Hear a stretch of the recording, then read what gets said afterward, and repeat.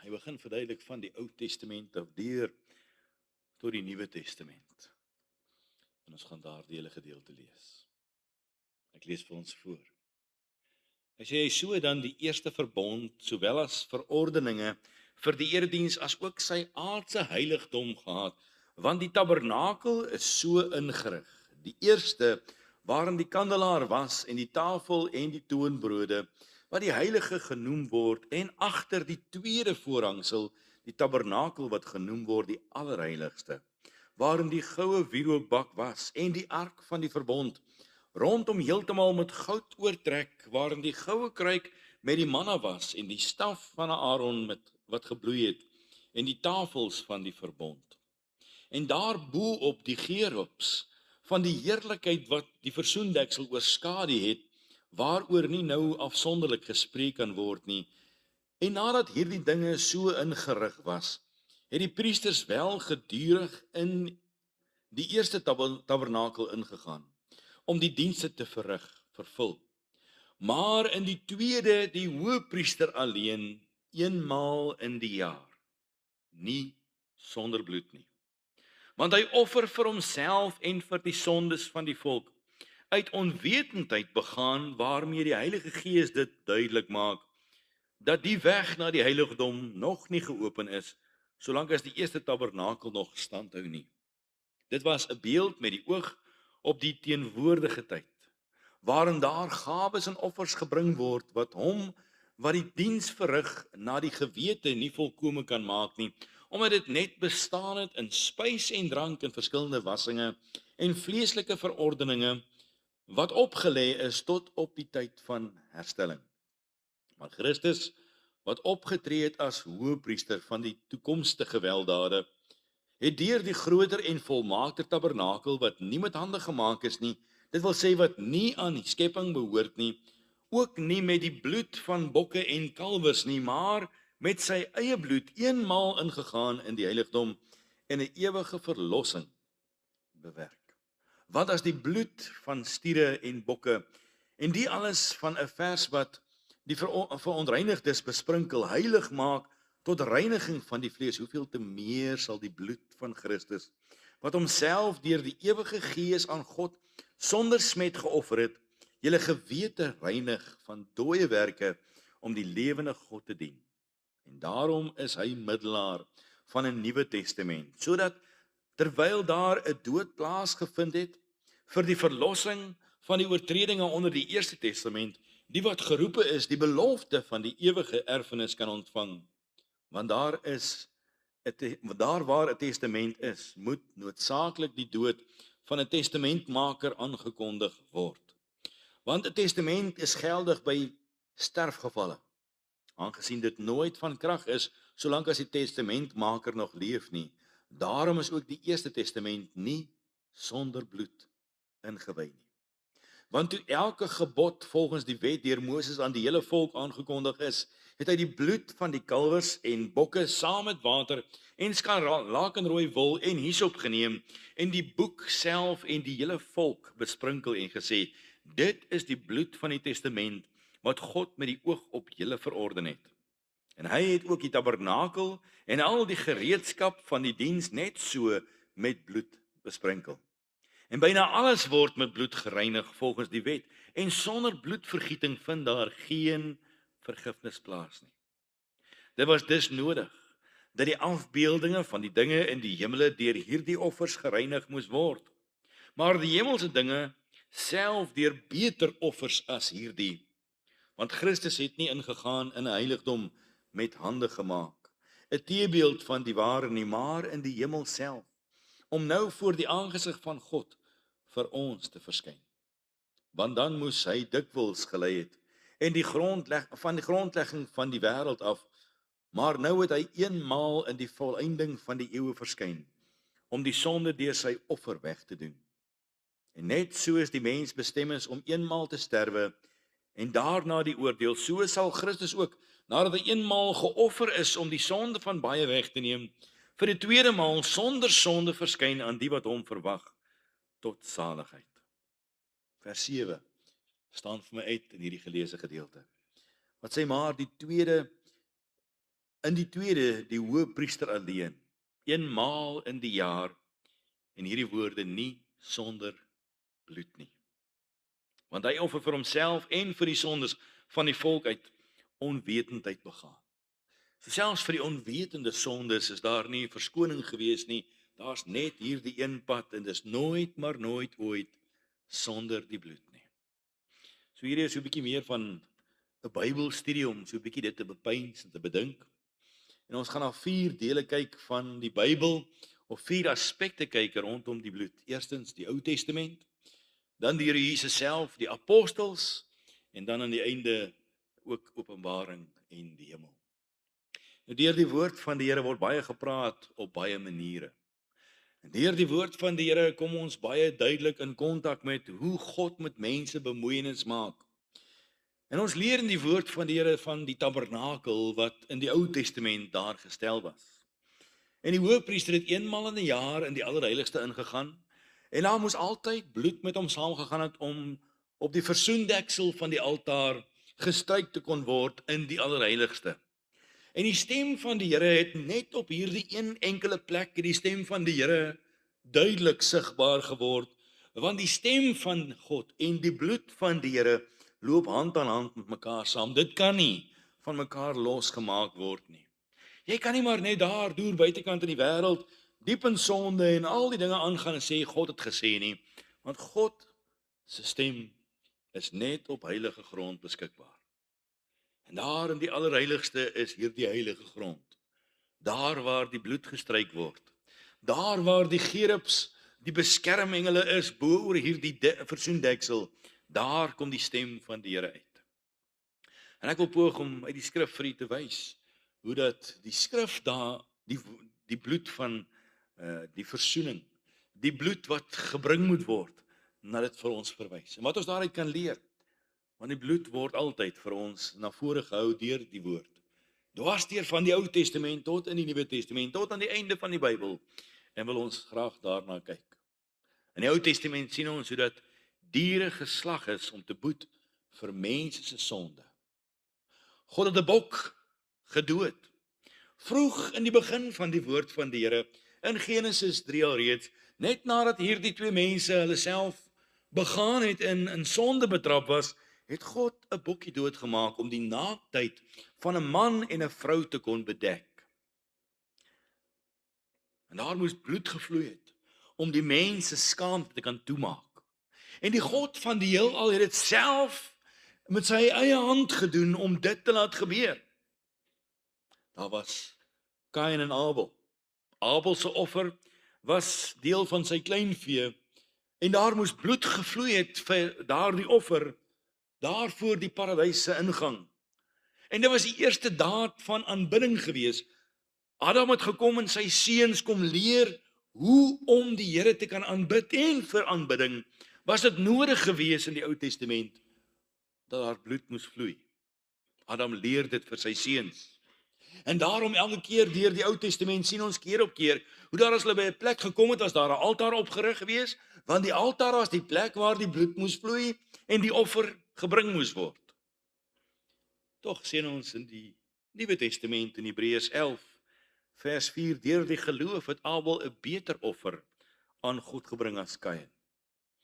Daar's iets beter as net die bloed. En dit is die vertroue wat ek en jy in die bloed kan stel. En ons het nie nodig om meer op stiere en bokke te vertrou nie, maar op die bloed van die enigste lam. Ek dink aan Noag. Hulle kom deur die vloed, die oordeel van God. En hierdie mense, nadat hulle daardeur is die heel eerste daad nadat hierdie ark tot landing gekom het, is 'n altaar. Want hulle het nou 'n nuwe begin, maar weer eens nie sonder die bloed nie. En dit is kosbaar om te dink daaraan. Dan gaan ons verder in die geskiedenis, dan kry ons vir Abraham en Isak. En ons vind dat God vir Abraham 'n wonderlike belofte kom gee. Maar dan kom die Here en hy kom vereis van Abraham om hierdie belofte kind van hom te kom offer, want daar moet bloed vloei vir hierdie belofte om waar te word. En Abraham moes sy belofte kom offer. Abraham moes homself kom offer eintlik, om homself te kom prysgee, sy ideale, sy drome, alles sodat dit wat God se belofte was, 'n waarheid kon word, en dit kon nie gebeur sonder die bloed nie. En daar leer ons van hierdie wonderlike woord, die plaasvervangende offer vir die mens. In die beeld van Isak wat geoffer moes word. En die Here stuur 'n offer in sy plek om die prys te kom betaal. 'n Toets. Want elke offer en elke bloedvloeiing is 'n toets. Ons kom by die volk van ouds. En daar in Egipte alreeds was die volk blootgestel gewees aan baie afgoderry, baie offers, baie bloedvloeiing en baie dinge wat gebeur het. Maar God kom en hy kom stel die Paasfees daarin, met die doel dat by hierdie Paasfees die bloed sal vloei van 'n lammetjie, en hierdie is 'n ewige verbond. Nie net tydelik nie, hierdie is die instelling van die Paasfees, die bloedfees, die fees waar daar bloed moet vloei. En daar moes 'n lam geslag word. En hierdie lam se bloed moes gebruik word om aan die deurposte gesmeer te word. En as dit aan die deurpost gevind sou word, dan sou die dood by hulle verby beweeg en die oordeel sou hulle nie tref nie. So om die oordeel te kon mis, was dit nodig vir die bloed om te vloei. En so moes die volk leer dat daar geen lewe is sonder die bloed nie. Al is jy die volk, al is jy God se eiendom, is daar net een manier wat jy kan loskom van die oordeel van sonde, en dis deur die bloed wat sal vloei. 50 dae later kom hulle by Sinai. En die eerste ding wat hulle by Sinai doen is, hulle bou weer 'n altaar. Want daar moet weer bloed vloei, daar moet weer offer gebring word. En dit sal nooit gebeur sonder die bloed nie. Met die bloed is daar 'n altaar, die teken van aanbidding. Toe hulle die wetboek oopmaak, het hulle 'n altaar gehad, daar was 'n offer gebring, daar het bloed gevloei, en keer op keer, dwars deur die Ou Testament, is die volk besprenkel met die bloed wat gevloei het. Daarom is die priesterdom afgesonder, en daar moes bloed gevloei het. Daarom was daar 'n lys van offers wat gebring moes word, en vir elke een van hulle was daar bloed wat gevloei het. Want sonder die bloed kan daar vir 'n sondige mens geen toegang wees tot God nie. En na die verbond bevestig is, kom die bevel. Hulle moet keer op keer, moet hulle weer 'n keer nog 'n offer bring. En as ons dink en ons kyk na die tabernakel, sy aardse woning wat hy 'n begeerte gehad het om onder die mensdom te kom woon, was daar weer eens die heel eerste meublement, was daar 'n brandofferaltaar, want dit kan nie gebeur sonder die bloed nie. En so word die Here genader, maar nie sonder bloed nie. En as jy deur die tabernakel beweeg, tot aan die einde van die tabernakel, in die allerheiligste, dan sou niemand daar ingegaan het, en die hoëpriester wat daar ingaan, moet 'n tou om die voet hê, want bewaar sy siel as hy op 'n onwaardige wyse daar ingaan. En as hy daar ingaan sonder die bloed, en dan kom hy met daardie bloed wat geoffer was buitekant, en hy kom stryk dit bo op die versoendeksel, sodat hy daardie heerlikheid kan betree. En dit is onmoontlik sonder die bloed. Met die inwyding van die tempel het dit nie plaasgevind sonder die bloed nie. Met die afsondering van priesters het dit nie plaasgevind sonder die bloed nie. Met die geboorte van die eersgeborenes het dit nie plaasgevind sonder die bloed nie. Met die diepste verootmoediging van 'n volk voor die Here het dit elke keer gebeur en nooit sonder die bloed nie. Met die hoogste feesvieringe het hulle keer op keer deur nog 'n fees gegaan en elke keer nog bloed wat gevloei het. Altyd en oral, as hulle gemeenskap met God wou hê, was dit nodig dat daar bloed moes vloei. En vir 1500 jaar het dit so voortgeduur. By Sinai, by Silo, by Moria, voortgeduur totdat Jesus verskyn het om dit te kom volbring. Want vir jou en vir my as mens, van die Ou Testament tot in die Nuwe Testament, tot aan die einde van die Nuwe Testament, sou dit nooit moontlik wees sonder die bloed nie. En Jesus word daar die lam. Hy is die een wat 'n einde gemaak het aan die magdom van offers. Was van die geskiedrekords wat sê dat daar 200.000 lammers op Paasfees geslag sou word in 'n plek soos Jerusalem. En hy kom En hy kom maak 'n einde aan die skadubeeld in 'n bokkie wat geslag moet word of 'n lam wat geslag moet word sodat die bloed moet vloei. En hy laat sy eie bloed vloei vir jou en vir my om gemeenskap te kan geniet met God. Sonder die bloed kon hulle nie hulle naaktheid bedek nie. Sonder die bloed kon hulle nie beter offers vir God gebring het nie. Sonder die bloed kon hulle nie 'n nuwe begin gemaak het in die Here nie. Sonder die bloed kon hulle geen belofte hulle eie gemaak het en hulle deel gemaak het nie. Sonder die bloed wat gevloei het, was daar geen plaasvervanging ooit gewees nie. Sonder die bloed aan elke deurpos, ja ook aan elke deurpos van elke hart, is daar geen lewe nie. Sonder die bloed wat vloei is daar geen genade nie. Sonder die bloed wat vloei kan daar vir die sondige mens geen toegang wees. Sonder die bloed wat vloei is daar geen volkome seën vir die kind van God nie. O vriende, die bloed is wonderbaar. Die bloed wat vir ons gevloei het dwars deur die Ou Testament is verstommend. Maar kom ons kyk, wat leer Jesus self omtrent die bloed? Sommige mense glo die woorde nie sonder die bloed nie hoort net in die Ou Testament. Maar is dwars deur die Nuwe Testament ook. Ons vind Johannes die Doper praat van Jesus en hy het 'n dubbelwerking wat hy moet kom doen en hy kom kondig dit aan in Johannes 1. En hy sê hy is die lam wat geslag gaan word, maar die sonde van die wêreld gaan wegneem en hy dui op die bloed wat gaan vloei van hierdie man. Een wat met die Heilige Gees sou kom doop. Hierdie man wat in die sinagoges kom leer het en Jesus homself kom in die sinagoge in Kapernaum en hy kom in Johannes 6 vers 35 en hy praat van homself as die brood van die lewe. En hy kom in vers 53 en vers 56, hy sê en as julle nie sy bloed drink nie, het julle geen lewe nie. En sonder sy bloed wat nie vloei nie, is daar geen ewige lewe nie. En daarom moet ons in hom bly, sodat ons daarin kan deel. Gedek deur sy bloed. En Jesus bevestig wat die offerandes van die Ou Testament geleer het. Hy is die vervolmaking van daardie bloed wat moes vloei. Hy is die weg tot lewe, altyd, nie sonder die bloed nie. Jy sien, dis die probleem van wat vandag in die kerk aan die gang is in die wêreld. Is daar word die ewige evangelie verkondig sonder die bloed. Daar word die evangelie verkondig in ons dag, wat sê dat die bloed word maar net aan ons toegepas. Ons kan dit maar net vir onsself vat en ons eie maak. Maar sonder die bloed kan ek en jy geen saligheid in Christus vind nie.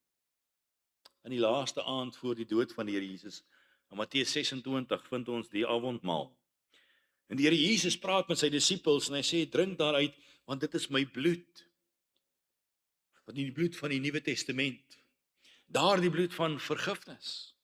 Sonder hierdie bloedvergieting is daar geen vergifnis nie, sê Hebreërs 9 vers 22. Sonder vergifnis van sonde is daar geen lewe nie, sê die woord van die Here vir ons. Jesus self het buitekant die laar gelei, sy bloed laat stort, sodat ek en jy in hom geheilig kan word. Is die bloed van die Here Jesus nie vir ons wonderbaar nie? Wat sê die apostels van die bloed?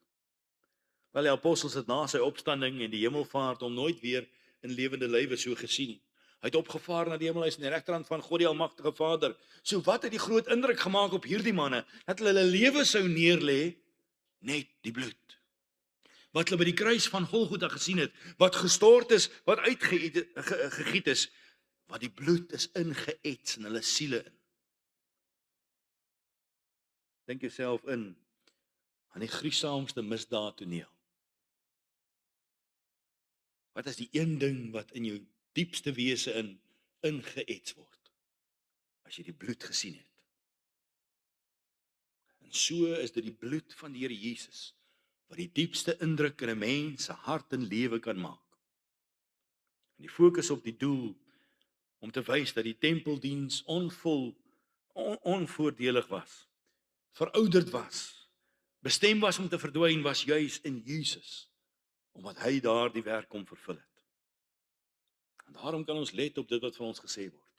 Hebreërs 9 vers 14 sê die bloed van Christus sal julle gewetens reinig. Dis die wonder van die bloed. Dit kom uit die apostel se mond uit. Dit is die apostels wat hier die woord gaan verkondig. Hulle gaan deel dit, dat daar net een plek is van reiniging, van die gewete. Want ons weet dat die gewete nooit deur enige plek gereinig kan word nie, behalwe deur die bloed van die lam. Deur die bloed het ons vrymoedigheid om tot God toenadering te vind. Hebreërs leer ons, daar is iets beter as die bloed van stiere en bokke. Dis jou en my vertroue en geloof wat ons plaas. En die bloed wat eenmaal vir ons gevloei het, eenmaal vir ons gegee is, eenmaal vir ons betaal is, sodat ons vry kan wees. En niks behalwe die bloed kan jou en my sonde bedek nie. Niks wat ons kan doen nie, niks wat ons kan gee nie, niks wat enige iemand het nie. Net die bloed kan ons van die toorn van God afweer. Net die bloed kan ons in ons diepste wese kom skoonmaak. En deur sy genade sonder verdienste kan ons geregverdig word alleen in een saak, en dis in die bloed wat hy vir ons vergiet het. Hy leer ons ook dat ons geregverdig word in die bloed volgens Romeine 5 vers 9. Romeine 3 vers 25 en verder sê, hom het God voorgestel in sy bloed as 'n versoening deur die geloof, om sy geregtigheid te bewys deurdat hy die sondes ongestraf laat bly het wat tevore gedoen is, hoor hierdie woord, onder die verdraagsaamheid van God. Daar's net een plek waar ek en jy verdraagsaamheid van die ewige, onveranderlike, driemaal heilige God ooit kan verkry. En dis onder die bloed. Daar's geen ander plek wat jy verdraagsaamheid van God af gaan kry nie. Daar's geen ander manier wat jy voor God kan verskyn nie. Daar's geen ander manier wat jy tot God kan toenadering vind nie, as alleen in die bloed van die lam. In Korintiërs leer ons dat die beker van danksegging is die gemeenskap met die bloed van die Here Jesus. Is daar 'n dankbaarheid in jou siel vir die bloed wat vir jou gestort is, dis waarvan hy praat. Galasiërs wys weer keer op die kruis en die bloed wat hand aan hand met mekaar saamloop. En jy kan dit nie los van mekaar maak nie. Dis die versoeningswerk wat God vir ons kom bewerk het. In Kolossense word ons gewys op die bloed van sy kruis. In Efesiërs word ons gewys dat daar gepraat word van deur sy bloed is daar vir ons versoening gedoen. En ons het naby gekom deur sy bloed. Petrus verklaar ons as uitverkore tot gehoorsaamheid en besprenkeling deur sy bloed. Jy's uitverkies, nie op grond van wie jy is of wat jy doen nie, op grond van die bloed van Jesus. En as jy gewas is met die bloed, dan is jy uitverkies. Hy sê ons is losgekoop deur sy bloed. In Johannes 1 vers 7 sê, maar as ons in die lig wandel, soos hy in die lig is, dan het ons die gemeenskap met mekaar, en die bloed van Jesus Christus, sy seun, reinig ons van alle sondes. En nou wil ons kyk wat het die hemel te sê oor die bloed van die lam. En in Openbaring 5 vers 9 sê die woord, toe sing hulle 'n nuwe lied en sê, u is waardig om die boek te neem en sy seels oop te maak, want u is geslag en het ons vir God met u bloed gekoop uit elke stam en taal en volk en nasie. Ja, vriende, ons gaan koortjies in die hemel sing oor die bloed van die lam, wat ons vry gekoop het, en sonder dit sou ons voete nie daar kon sit nie. By die beeld van die heerlike troon van God, waarvoor ek en jy kan kom neerbuig en voor hom kan kom verskyn, kan ons vandag onsself herinner en sê, dit sal nooit wees sonder die bloed nie. Openbaring 5 vers 9 sê, toe sing hulle 'n nuwe lied, Johannes sien, hy sit op die troon, en hy sien hom hoe, as die lam wat geslag is, op die troon van die hemel, die liefling van die hemel, en hy is daar in die beeld van iemand wat geslag is. Die bloed van Golgotha is tot op die troon van die hemel. En as die ouderlinge voor die lam neerval en sing, u is geslag en het ons met u bloed vrygekoop, dan lees ons dit in Openbaring 14. Ons is al halfpad deur die boek Openbaring en nog steeds is die bloed die heeltyd daar. Selfs die ouderlinge, die heiliges, die wat eenkant gesit is uit wêreldgeskiedenis uit, hulle sing oor die bloed. En later sien hy 'n groot menigte wat niemand kan tel nie. Openbaring 7 vers 14 sê, en ek sê vir hom, my Heer, u weet dit. En hy sê vir my, dit is hulle wat uit die groot verdrukking kom. En hulle het hul klere gewas en hul klere wit gemaak in die bloed van die lam. 'n Ontelbare skare wie gewas is in die bloed van die lam. Ek lees in Openbaring 19 van 'n oorwinningslied wanneer daar gesing word in die hemel vir die lam van God, vir die bloed wat gevloei het. En is alleen moontlik as daar oorwinning van gepraat word, gebaseer op sy bloed. Die skrywer sê, tot in die ewigheid.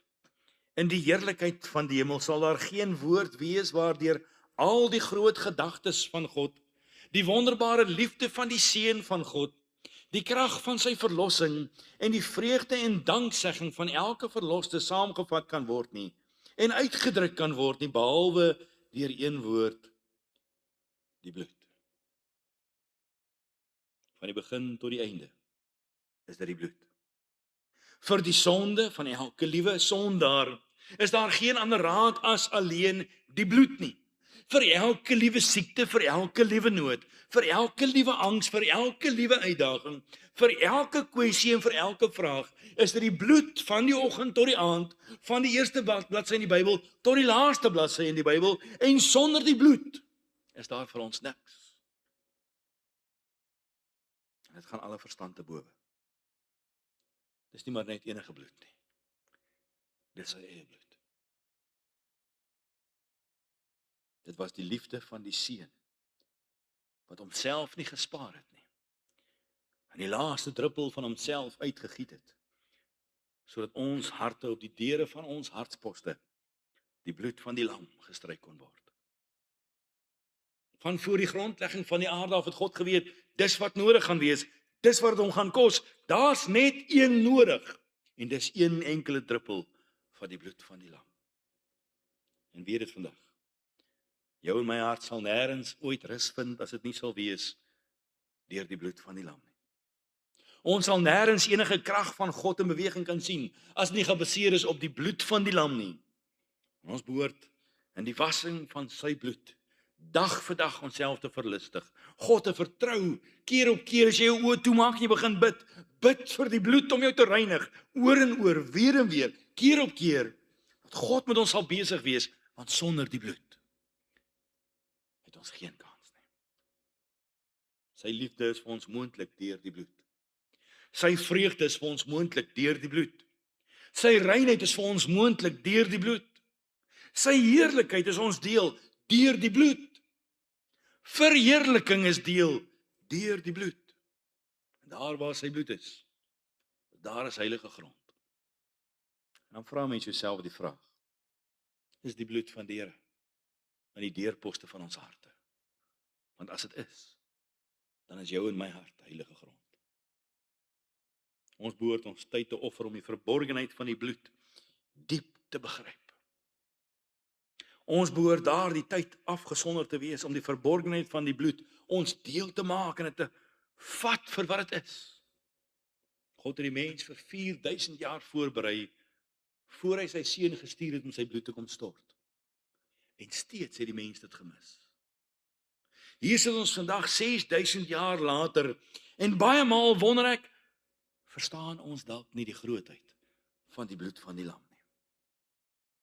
Die bloed eis altyd 'n lewe. As die bloed moet vloei, is daar 'n lewe wat prysgegee moet word om vir jou en vir my, om die bloed van die Here Jesus ons deel te kan maak, gaan beteken ons gaan ons lewens moet neerlê. En die kruks van sy bloed is die gees van 'n offerlewe. Jy sien, as hy nie 'n offerlewe geleef het nie, was ek en jy nie vandag hier nie. En as ons nie daardie offerlewe gaan leef onsself nie, kan ons die bloed van die Here Jesus nooit waardeer vir wat dit waarlik is nie. En as die bloed van die Here toegepas is in ons lewens, en as ons self kon offer voor die Here, dat hy sy bloed nie net in die troon van die hemel nie, maar ook op die troon van my hart kan kom smeer, dan is daar 'n verskil in my lewe. As ons hom kan toelaat om nie net die koning te wees nie, maar ook sy bloed, my bloed te laat wees. As sy bloed deur my diepste wese deurdrenk sou word. Daarom pomp ons aan bloed deur ons are, sodat ons herinner moet word, soos ons bloed deur ons are pomp, so wil God sy bloed deur ons hele wese kom laat was, sodat ons gereinig kan word aan ons diepste mens wees. En hier is die boodskap. Ons kan op Jesus reken dat hy die wonder van sy bloed in ons kan meedeel. Want dis die wil van God vir elke mens. En sonder die bloed is daar vir ons niks nie. Hy is ons hoëpriester wat eenmaal vir ons ingegaan het om vir ons die weg te berei. Daarom kan ons hom vertrou daarvoor, ja, om ons oë oop te maak vir die bloed wat hy vir ons vergiet het. Om ons harte oop te maak sodat hy sy bloed kan kom toepas aan ons harte, om ons siele oop te maak sodat hy ons kan kom skoonmaak in ons diepste wese met die bloed van die lam. En as ons die bloed van die Here Jesus liefhet, sal ons luister na sy stem. As ons die bloed van die Here Jesus liefhet, sal ons naderkom aan sy allerheiligste heiligheid. As ons sy bloed koester, sal hy ons leer, sal hy ons onderrig, sal hy ons kom wederbaar, sal hy ons kom verander, sal hy ons keer op keer al dieper en al dieper inneem. En mag sy bloed jou en my lewe so aanraak. Deur sy bloed word ons gered. Deur sy bloed is daar vir ons versoening. Deur sy bloed word ons gereinig, word ons geheilig. Ons lewe deur sy bloed. Ons word vernuwe deur sy bloed. Ons oorwin deur sy bloed. Die bloedoffer is die hoogste offer vir vergifnis. Die bloedoffer is die hoogste offer vir verlossing. Die bloedoffer is die hoogste offer vir bewaring van oordeel. Losgemaak te word van die bose homself. Die bloedoffer is die prys vir sonde. Die bloedoffer is die beskerming van elke aanslag wat na jou en my kant toe kom, in die lewe waar ons is, in die plek waar ons onsself vind. Sonder die bloed is jy in 'n wildernis. Die bloedoffer is die hoogste offer vir oorwinning oor die wêreld. Dan vra mense die vraag, as hy dit alles vir ons gedoen het, waarom leef ons baie maal onder die invloed van die bose? Waarom laat ons baie maal die bose toe om ons te tempteer? Was die bloed nie vir ons genoeg nie? Waarom leef ons baie maal en bring ons eintlik maar 'n oordeel oor onsself? Was die bloed nie vir ons genoeg nie? Waarom laat ons sonde toe om ons lewens te regeer? Waarom laat ons aanslae toe om ons oorwinnings te kom steel en ons vrede te kom steel? Waarom laat ons die wêreld toe om ons lewens te kom okkupeer? Waarom gee ons die oorwinningsprys? Was die bloed nie vir ons genoeg nie? 1 Petrus 1 vers 18 sê, omdat julle weet dat julle nie deur verganklike dinge, silwer of goud losgekoop is uit julle eie lewenswandel wat deur die Vaders oorgelewer is nie, maar deur die kosbare bloed van Christus, soos van 'n lam sonder gebrek en vlekkeloos. Hy het gekoop met sy bloed. Al wat ek het om te offer is om te sê, Here, hier is die deurposte van my hart. Kom smeer u die bloed waar u dit wil hê. Nou is daar 'n interessantheid, vriende. In die Joodse kultuur beteken die meng van bloed en water groot dinge. Dit is vir hulle 'n teken van genade. En nou vind ons verskeie plekke in die woord van die Here waar dit 'n teken van genade is. 'n Roepstem van die hemel af. Hier kom genade. In Eksodus 7 vers 14 tot vers 25 vind ons die volk wat in Egipte is. En God kom verander die Nyl reg voor hulle. En daar's 'n rivier wat verander word in bloed. Vir die goddelose is dit 'n oordeel. Vir hulle is dit 'n pes wat hulle afgod vir hulle geword het. Die paragod en die Nylgod en die krokodilgod. En dis alles 'n bespotting vir hulle. Maar vir die volk moes hulle op daardie oomblik geweet het, hier kom genade. Toe daar water en bloed meng, moes die volk geweet het, hier kom genade. Hulle het gemis. Daarom het hulle gemurmureer en ons mis baie maal oomblikke van genade. En die proses was reeds aan die gang gewees, want kort daarna kon hulle vry wees. In Johannes 19 vers 34 sien ons Jesus sterf aan die kruis. En bloed en water kom uit sy sy uit. En vir die Jode moes dit op daardie oomblik duidelik beteken het, hier is die fontein van genade. Maar hulle het gemis. Net soos wat daar die aankondiging van oordeel is in water wat in bloed verander, is daar 'n roepstem van die hemel af wat sê, hier kom genade. En net soos dit 'n profetiese woord is wat water in bloed verander word, om te sê daar's 'n eindtyd, daar's 'n bestemming wat gebeur. Die oomblik kom nader. Is dit 'n roepstem van die hemel af wat sê genade is op pad? Dieselfde man van genade, dieselfde een wat sy bloed geskenk het, die een wat al sy bloed gestort het, hy kom weer. Dis genade. Wat 'n bemoediging vir jou en vir my om onsself maar net daarin te verkoop en te sê Here, ons eer U vir die fontein van genade. Ons aanbid U dat dieselfde Jesus van Golgotha weer gaan kom. Dat dieselfde Jesus van Golgotha wat opgevaar het na die hemel en die bloed in die hemel laat verteenwoordig. Dieselfde een wat op die troon van die hemel die bloed van die kruis gaan stryk het. Dieselfde een kom weer vir jou en vir my. Wat 'n bemoediging om ons in die geloof te versterk. Om altyd die bloed van Jesus te waardeer vir die wonder wat dit vir ons is. Mag die Here ons help om te onthou, om dit diep in ons harte te koester, om dit diep in ons harte te bære. Want die bloed van die lam is wonderbaar. Kom ons buig ons harte, dan met ons saam. Wonderbare Here, ons aanbid U vir die voorreg wat ons het, om in U naam byeen te kan wees. U wat vir ons, van die eerste bladsy van die Bybel tot die laagste bladsy van die Bybel, kom leer het van die wonder van die bloed. En sonder die bloed is daar vir ons niks. En Here, al wat ons het is, ons het nodig om U te vertrou. Ons het nodig om ons te vereenselwig. Ons het nodig om dit te vat wat U vir ons gedoen het, Here, want een enkele druppel bloed is genoeg om die wêreld te verander. Maar Here, dit is nodig dat die bloed aan ons deurposte van ons harte gesmeer sal wees. Dat dit soos deur ons are sal deurpomp om ons te kom reinig, ons te kom was en te kom skoonmaak. Here, ons wil U bid dat U ons sal help om die diepte en die breedte en die wyte en die wonder van die bloed van die Here Jesus, die ewige lam van God, te koester, te respekteer. Ja, Here, help ons om nooit op die bloed van die lam te trap nie. Ons bid dit in Jesus naam. Amen.